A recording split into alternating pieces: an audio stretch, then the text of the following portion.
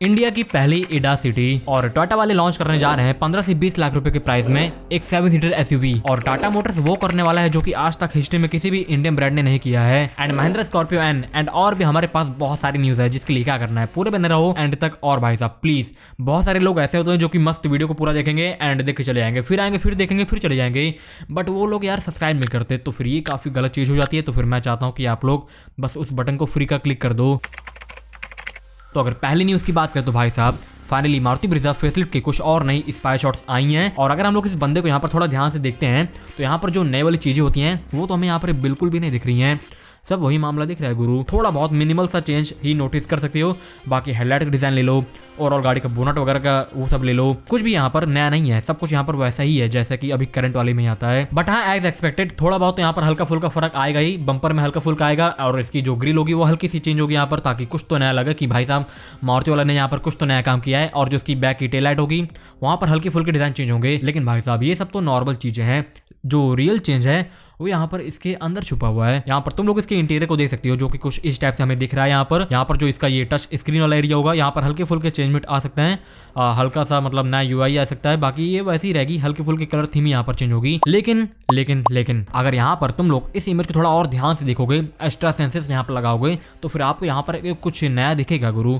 यहाँ पर देख सकते हो 6 speed manual transmission in the house, sorry in the Brezza. भाई साहब इसके राइवल में सबके पास अराउंड लगभग सबके पास 6 स्पीड है। यही केवल आती थी 5 स्पीड के साथ, जो कि नॉर्मल चीज़ हो गई भाई। 8-10 लाख के नीचे की गाड़ी हो आपकी तो फिर ठीक है, दे दो आप 5 स्पीड। बट अगर आपकी गाड़ी 10-12-15 लाख को पार कर रही है तो फिर आपको वहाँ पर देना ही चाहिए 6 speed manual transmission.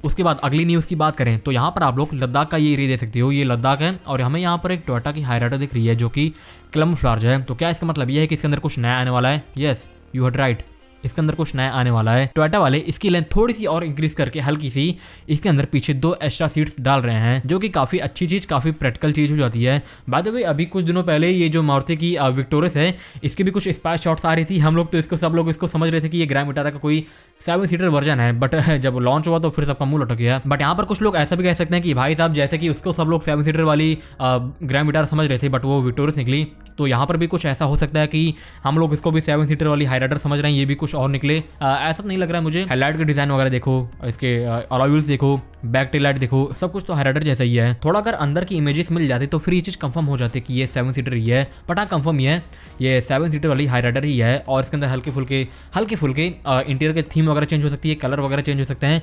Features wise आप यहाँ पर ज़्यादा कुछ ऐसे खास एक्सपेक्ट नहीं कर सकते, जो होगा ऐसा ही होगा। बस 2 सीट्स और ये लोग एक्स्ट्रा डाल देंगे जो कि एक अच्छा ऑप्शन हो जाएगा। उसके बाद अगर अगली न्यूज़ की बात करें तो यहाँ पर आप लोग देख सकते हो the new Tata punch EV facelift यहाँ पर स्पॉट हुई है। और अगर यहाँ पर हम लोग कुछ चेंजेस की बात करें तो फ्रंट में हमें यहाँ पर नई हेडलाइट दिख रही है, नई एलईडी डियरल्स, नई बम्पर, वहाँ पर एयर वेंट्स, व्हील्स के डिजाइन यहाँ पर चेंज है। साइड से भी आप लोग इसको देख सकते हो कुछ इस टाइप से ये, और बैक लुक इसकी कुछ इस टाइप से है। कनेक्टेड पार्ट वाली टेल लाइट जैसे कि अपनी नई वाली पंच में आती है सेम वैसा ही, और बाकी बैटरी मोटर सब कुछ यहाँ पर वैसा ही आएगा जैसा कि अभी वाले के अंदर आता है।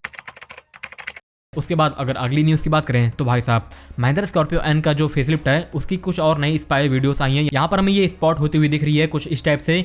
जो पीछे वाली गाड़ी खड़ी है ये भी स्कॉर्पियो है, आगे भी स्कॉर्पियो है। जो पीछे वाली है यहाँ पर ये शायद से मिड वेरिएंट है या फिर बेस वेरिएंट है। यहाँ पर हमें एकदम बेस मॉडल वाले व्हील्स दिख रहे हैं देखने को, और यहाँ पर डिजाइन वगैरह सब कुछ वैसा ही है।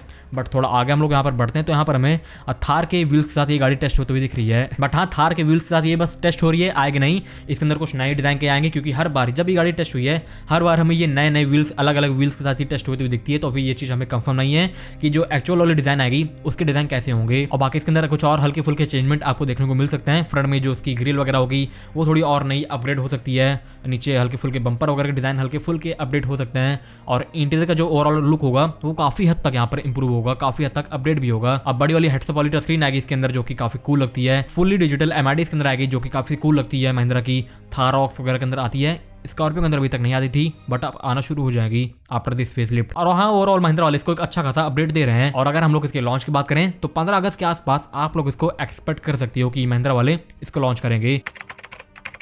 उसके बाद अगर अगली न्यूज की बात करें तो भाई साहब इंडिया की पहली एडा सिटी महाराष्ट्र पुणे में बनकर तैयार हो रही है, जो कि काफी सही चीज हो जाती है। ARI वाले इसमें पैसा लगा रहे हैं अपना बहुत सारा, जो कि 5000 एकड़ में बन रही है, जो कि बहुत ही बड़ी चीज हो जाती है। और इससे पता क्या होगा, ये जो बाहर से एडास वाली गाड़ियां आती हैं वो तो बाहर के सेफ्टी नॉर्म्स के हिसाब से, बाहर जैसे मतलब माहौल रहता है उनके हिसाब से उनके जो एडास होते हैं वो ट्रेंड होते हैं। बट यहाँ पे जो नई वाली एडास की सिटी होगी, यहाँ पर इंडियन कंडीशन के हिसाब से, इंडिया में जैसा माहौल होता है, अचानक कुत्ता आ जाता है, बैल आ जाता है, कुछ भी हो जाता है अचानक, सब कुछ यहाँ पर अचानक ही होता है, उस कंडीशन के हिसाब से यहाँ पर एडास की टेस्टिंग होगी।